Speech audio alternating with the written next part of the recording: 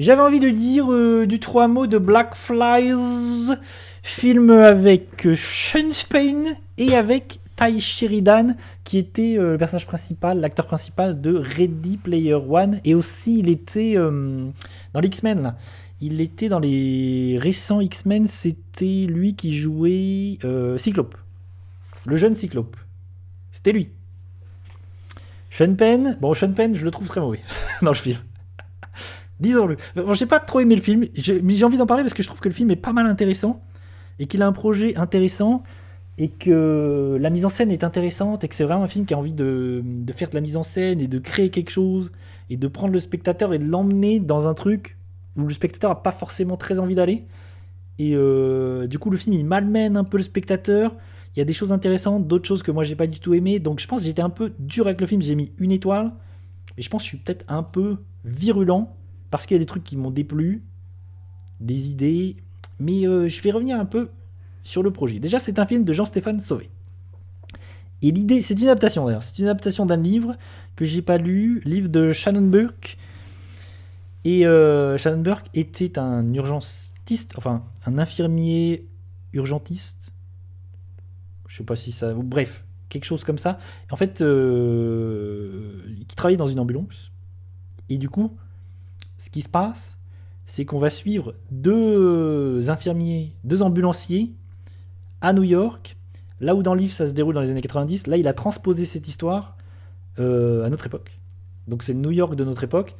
Et donc le film nous met en immersion dans une ambulance, la nuit comme ça, où tu suis ces deux ambulanciers qui interviennent vraiment sur des trucs où en fait des cas difficiles, où en fait que des trucs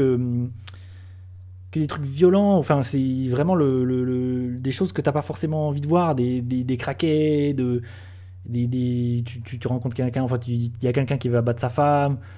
Il y a des gangs qui se tirent dessus, enfin que des trucs durs. Et le projet du film, c'est vraiment de nous mettre en immersion, vraiment de faire vivre ça, tu vois. C'est vraiment 2 heures où t'es tout le temps avec eux et t'es sur la route, t'es dans l'ambulance et tu vois des trucs un peu horribles. Et tu sens la tension entre les gens. Et tu vois le jeune Ty Sheridan, c'est un jeune ambulancier, c'est un jeune infirmier. Il arrive sur les premières interventions, il sait plus. Il est choqué autant que le spectateur, quoi. Et Sean Penn, lui, c'est le vieux roublard. C'est le vieux. Ok, lui, il en a vu des vertes et des pas mûres, c'est un vieux loup de mer. Truc hyper cliché, classico, je trouve. Il est pas très bon dans le film, vraiment. Surtout vers la fin où c'est. Ah oui, c'est quoi d'ailleurs ce film Yo-Yo? Il est très bien ce film avec Jack Gyllenhaal. Et donc en fait, le truc c'est vraiment de choper le spectateur. Et c'est du coup le film il est très cut, il est très proche des persos. T'as tout le temps une caméra mouvante, une caméra à l'épaule, tout le temps. Donc les lumières, le bruit, le machin, ça chope le. T'es vraiment dans un truc où t'as l'impression d'être dans une machine à laver quoi. Le film il te chope. Ça n'arrête jamais au niveau de la mise en scène. T'es au milieu de New York où les voitures, les machins, les bruits, le bruit du train. Il y a un truc que le film aime bien faire, c'est vraiment mettre du bruit. Il y a du bruit dans le film. C'est assez. En fait, c'est assez épuisant. Le film, il est un peu épuisant. Et il y a un truc, moi, qui m'a saoulé, c'est que j'ai l'impression qu'il aime mettre le bruit du train tout le temps. Vraiment, il y a un bruit du train assourdissant. Vraiment du métro, des lignes de métro qui survolent la ville et tout, là. C'est infernal. Il y a des moments où il joue avec ça. Il te met le bruit du métro, il te met le bruit du train. Ça fait un boucan d'enfer. T'es là, Wouah, calmez-vous. Qu'est-ce qui se passe? Donc vraiment, c'est une sorte de film du chaos, quoi. C'est une sorte de. En vrai, j'aime bien ça. C'est pour ça que j'aime bien ce genre de film qui essaie de capter quelque chose du chaos, quoi. Capter le chaos, essayer de mettre en scène le chaos, la folie ambiante, la folie des hommes, quoi. Donc ça, j'aime bien ça dans le film. Mais non, mais vraiment, c'est pénible. Dans le film, vraiment, à un moment donné, j'ai trouvé ça pénible, comment il surabusé. En fait, tu sens qu'en fait, il a envie de brutaliser un peu le spectateur et vraiment de le malmener et de mettre des bruits comme ça, des sons, pour vraiment que ça t'ennuie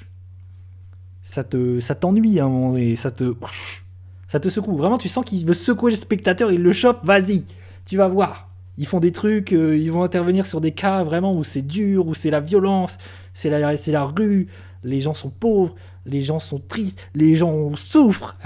Il est là, vas-y, tu veux pas le voir, je vais te le montrer. Et le film, c'est ça.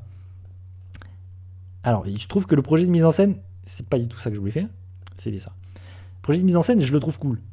Je le trouve intéressant, et j'aime bien quand un film comme ça essaye de te malmener. Après, moi, là où le film me saoule, c'est que je le trouve pas subtil pour un sou. Vraiment, le film, il est zéro subtil. Par exemple, le personnage principal s'appelle Cross. Personnage de Ty Sheridan. Son prénom, c'est Holly. Donc le personnage s'appelle Holy Cross, littéralement, ce qui est la Sainte Croix. Donc vraiment, tout l'imagerie chrétienne, machin, la religion. Il a un blouson avec des ailes d'ange, littéralement, dans son dos. Dans ta face. C'est bête et méchant. C'est tellement bête. Franchement, ça m'a fait rire dans la salle. Quand t'apprends que le mec s'appelle Holy Cross, je me suis dit, mais... franchement, c'est d'un niveau... J'étais là, ok, le film, il est pas subtil. Il met les pieds où il veut, et c'est souvent dans la gueule. Et il y a un autre truc qui me saoule dans le film, c'est déjà la représentation des femmes. Je pense pas que le film... J'y ai réfléchi, je pense pas que le film ait envie d'être misogyne et soit misogyne. C'est juste qu'il est hyper maladroit.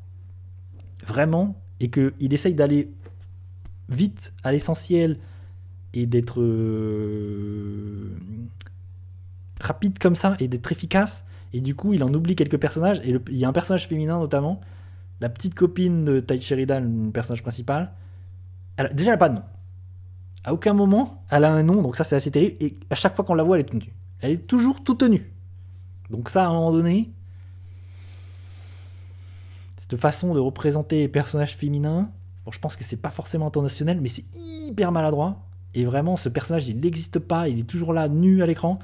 C'est très maladroit, c'est aussi maladroit que par exemple dans Oppenheimer, le rôle de Florence Pugh. Vraiment, il y a très peu de personnages féminins dans Oppenheimer. Et Florence Pugh, qui est presque 90% toute nue, c'était aussi hyper maladroit. Donc c'est la même chose. Là, c'est la même chose. Il y a 2 personnages féminins. Donc vraiment, là-dessus, c'est assez lamentable. Et il y a un autre truc qui me dérange pas mal, et j'ai eu beaucoup de critiques, beaucoup d'avis là-dessus, beaucoup de gens mitigés aussi à ce niveau-là. Je sais pas trop quoi en penser en vrai, mais c'est ce que le film essaie de nous raconter, ce que le film représente, parce que, par exemple, toutes les personnes... En fait, les infirmiers, les urgentistes vont intervenir à chaque fois. Paf, paf, paf. Sur des personnes, soit noires, soit mexicains, soit arabes, soit indiens, soit russes, tout... sauf des blancs, et eux deux sont blancs. Voilà, c'est toujours des communautés issues de l'immigration, machin.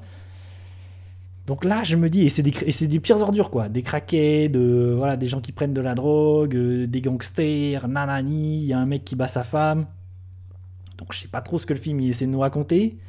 Mais bon, très clairement, on est sur un film de droite. Un film de droite un peu, un peu bête et méchant. Et pas un très bon film de droite. Voilà, là-dessus, faut savoir à quoi s'attendre. C'est dommage parce que je trouve que le film, il y a un projet de cinéma cool, vraiment, je trouve, qui a envie de malmener son spectateur et qui a envie d'amener le spectateur dans quelque chose. Mais à la fois, ce que ça raconte, ce que ça montre, je suis mitigé au niveau de la représentation des femmes et des communautés à l'écran. C'est pas ouf. C'est pas dingue. Mais en vrai, le film est intéressant. Et je pense que même si j'aime pas le film, je trouve vraiment je conseillerais. Parce que c'est un vrai projet, c'est un vrai projet de cinéma, et c'est une sorte de roller coaster.